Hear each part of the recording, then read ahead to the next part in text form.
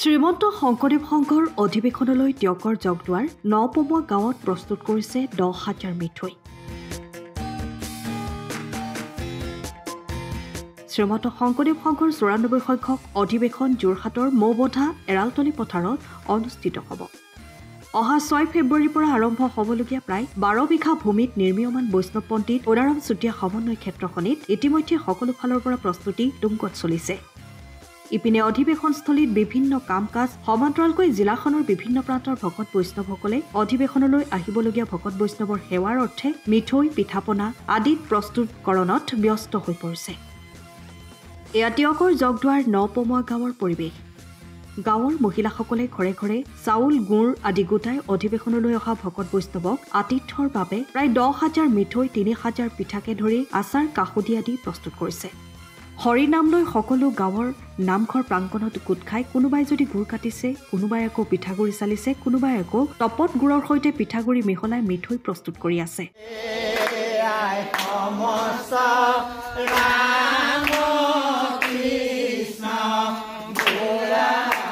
মুঠতেই সকলো ব্যস্ত। উল্লেখযোগ্য যে অধিৱেশনলৈ মাজত মাত্ৰ এটা সপ্তাহ বাকী। ইতিমধ্যে অধিৱেশনস্থলীত আশ্ৰয় শিবিৰ তৈয়াৰৰ বাবে নৰাকটা ভকতৰ বাবে গামোচা আদি সকলো যোগাৰ সম্পূৰ্ণ কৰিছে আৰু অহা 5 ফেব্ৰুৱাৰীত সকলো সা সামগ্ৰী লৈ গাঁওখনৰ সকলো অধিৱেশনস্থলীলৈ ৰাওনা হোৱাৰ পৰিকল্পনা কৰিছে। সেয়ে বতৰ যাতে ভালে থাকে আৰু কোনো ভকত বৈষ্ণৱে যাতে কোনো অসুবিধা নোপোৱাকৈ অধিৱেশনৰ পৰা বিদায় ল'ব পাৰে তাৰ বাবে অভিভাৱক জিলাৰ সদস্য হিচাপে এইসকল গঞাই দিনে নিশাই প্ৰস্তুতি চলাইছে। আমাৰ আজি শ্ৰীমন্ত শংকৰদেৱ সংঘৰ 94 সংখ্যক বাৰ্ষিক অধিৱেশন উপলক্ষে আমি ত্যাগ আঞ্চলিক শাখাৰ অন্তৰ্গত জগদুৱাৰ নপমুৱা গাঁৱৰ 3খন প্ৰাথমিক এক হৈ আজি আমাৰ মিঠৈ বনোৱা কাম আমি সম্পন্ন কৰিবলৈ লৈছো। আমি প্ৰায় 10,000 মিঠৈ আমি দিম বুলি ভাবিছো আৰু ইয়াৰ আগতেও আমি প্ৰত্যেক গৃহস্থী ঘৰৰ পৰা একোখনকৈ গামোচা একোখনকৈ চেলেং আমি ইতিমধ্যে দিলো আৰু শিবিৰ নিৰ্মাণৰ ক্ষেত্ৰত আমি নৰা আৰু যাৱতীয় যিখিনি সা সৰঞ্জাম লাগে গোটেইখিনি আমাৰ দিয়া হ'ল আৰু আচাৰো আমি প্ৰস্তুত কৰি উলিয়াইছো আমাৰ ভকত সেৱাৰ কৰিবৰ বাবে আচাৰ।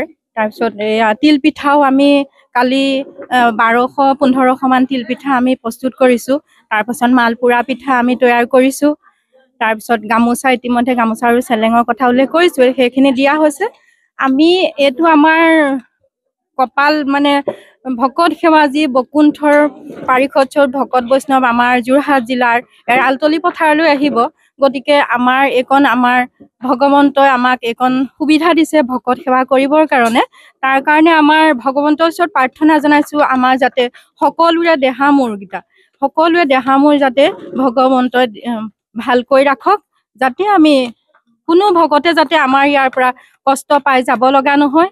আমি সেইটোকে প্ৰভু ভগৱন্তৰ চৰণত আমি কামনা কৰিছো সকলোৱে যাতে সুন্দৰ সুস্বাস্থ্য অধিকাৰী হৈ পেলাই ভকত সেৱা কৰিবলৈ আমাক শক্তি দিয়ে যেন। কৃষ্ণ জয় গুৰু শংকৰ।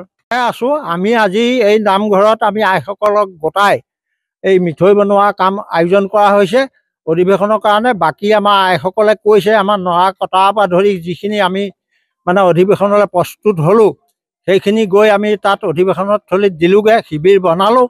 গতিকে আমি ইমানখিনি কাম কৰাৰ পিছত আমাৰ মিঠৈ দিবলৈ আছে তাত আৰু এচাৰ মানে পানী টেঙাৰ পৰা ধৰি খাৰলিলৈকে সিহঁতি আমি এইখিনি বনাই থোৱা হৈছে। সেইখিনি আমাৰ আইসকলে 1 তাৰিখৰ আগত দিবগৈ তাত যোগাৰ হ'ব আৰু আমি গৈ আছোঁ এতিয়া।